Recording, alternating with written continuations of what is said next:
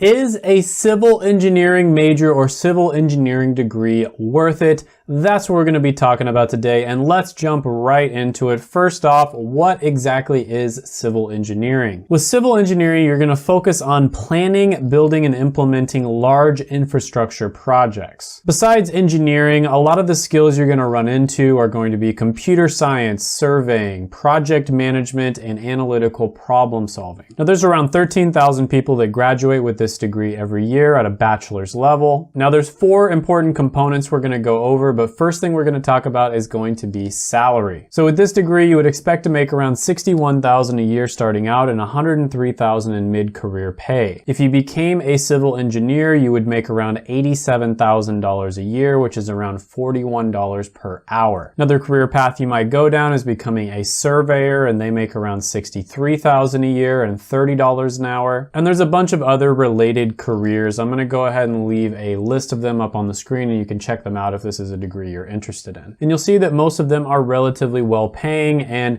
when you look at engineering over a lifetime, you see that it's the highest paying type of degree. They make around $3.5 million over a lifetime, whereas the average degree is going to make $2.4 million. Now, of course, this is data from about 40 years ago up till now. This is the census data, but maybe the census data 40 years from now will show that other types of degrees are more lucrative. Now, I always recommend that you try to go for a career where you could make around $75,000 a year, because studies have shown that your happiness increases on average up to about $75,000 to $80,000 a year, and then after that you don't really increase in happiness as you make more money. So it's always a good idea to maximize your happiness, and so most people are going to be happiest once they're making around $75,000 to $80,000 a year, and this degree can definitely get you to that point. So overall, engineering degrees pay really well. The salary score is going to be 9 out of 10. Now, when it comes to satisfaction, first we're going to talk about meaning, and civil engineering degrees have a 65% meaning score, which is basically how much you think your career positively impacts the world. You can compare that to one with a very high and a very low meaning score, and you'll see that it is on the higher side. So this is a degree that leads to careers where people find a lot of meaning. If you look specifically at the career of civil engineering, you'll see that it has a 68% meaning score, so even better. And if you look at the job satisfaction, it's 71%. And again, you can compare that to a really good one and a really bad one, and you'll see that it is on the better side. Now, when it comes to how much people regret their degrees, engineering is the 3rd least regretted type of degree. Only around 15% of engineer graduates regret their degree, and the main reason is because some of the best jobs require an advanced degree like a master's. And I do want to emphasize here that this is the most subjective section by far. For one person, it could be like a 1 out of 10, and another person, it could be like an 11 out of 10, amazing, best career ever. So take all of this with a grain of salt. Your job satisfaction and meaning could also have a lot to do with, who your manager is, who you work for, the company you work for, industry you work in, your coworkers, etc. There's so many different things that can impact this. But with that being said, I am going to give this one a score of 7.5 out of 10. Next, we're going to be talking about demand. And when it comes to engineers, demand is a little bit weird. So for instance, when you look up the job of civil engineering, you'll see that there's 329,000 jobs available right now, and it's only growing at about 2%, which is slower than average. That means over the next 10 years, only 5,500 jobs are going to pop up, even though there's tons of people graduating every year. So if you look at that, you would probably think there's a huge imbalance and there's a ton of unemployed civil engineers. Well, there may not be that many jobs specifically for civil engineers, but people who graduate with a civil engineering degree generally are able to find a job in a related career. And these types of careers tend to be relatively high paying as well. And generally speaking, when you look at unemployment rates with the different degree types, you'll see that engineering degrees tend to be on the lower side. STEM degrees in general, but engineering degrees aren't bad. And when you look up the keyword civil engineering degrees on monster.com, you'll see that about 8,700 job listings have that keyword in the description. You can compare that to a degree that has tons of demand, like computer science with 141,000, or one that doesn't have very much demand at all,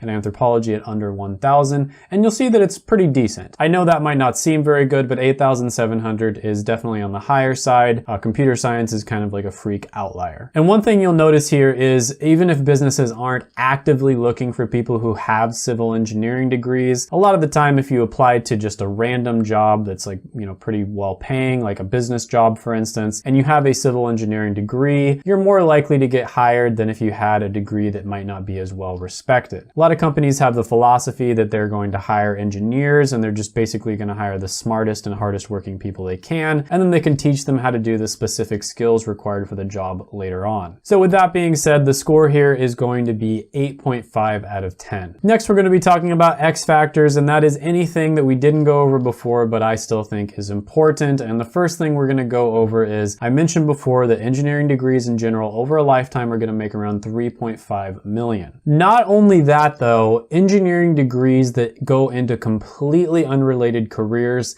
still tend to earn a lot more than even the degrees that are related to that career. So for instance, engineers that become artists will make around $3 million over a lifetime. Engineers that get into community and legal services will make 3.2 million over a lifetime. So you see that engineers almost all across the board are going to be making more money over a lifetime than a lot of different types of degrees, pretty much no matter what career path they end up going down. Now, a lot of people will say it's correlation or causation. Maybe it's because engineers are just really smart and people who are able to do those degrees are just really smart in the first place. Nobody really knows, but I tend to think that it does teach you some skills that are useful no matter what career path you end up going down. Now, speaking of skills, ZipRecruiter's skill index has civil engineering at 61 out of 100, and you can compare that to a really high one and a really low one, and you'll see that it's definitely on the better side. On top of that, when you look at the likelihood of automation for pretty much any type of engineering degree, it's always going to be pretty low. So for instance, in this case, it's 1.9%. And I've mentioned this before, but I doubt that engineering related careers would ever be able to be fully outsourced, just because you have to be able to communicate really well in person. There's a lot of tangible and intangible skills involved there.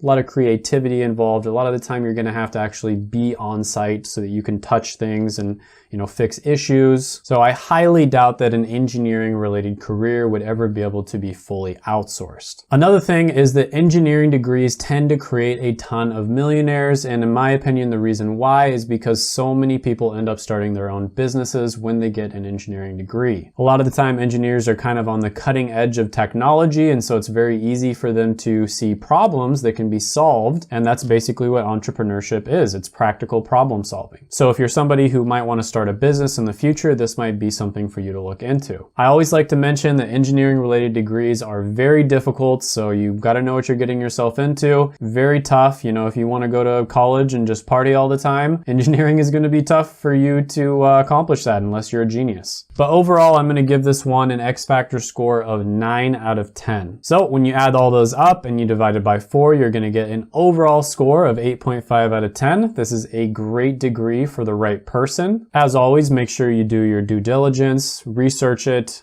reach out to people who are in careers that you're interested in, figure out what your strengths and weaknesses are, what your passions are, what your natural talents are, and figure out what types of careers align with that. Don't just go into this one because I recommend it or because I say that it's high paying or anything along those lines. That is a bad idea. But if you want some help doing research on college degrees, you can check out my college degree ranker down in the description below. On that, I basically compiled a list of all of the most important factors that you should consider, in my opinion, when you're looking at different college degrees. So if you don't want to wait for a video to come out that you're waiting for, you can just check out my college degree ranker down below, and there's a good chance that you'll get your answer, and it is in my Patreon. All right, guys, share the video with your friends, hit that like button, gently tap the like button, sorry. Hit the subscribe button, ring the notification bell, comment down below any thoughts, comments, criticisms, etc. that you have on the video. And don't leave, check out my other videos right here. I made them just for you.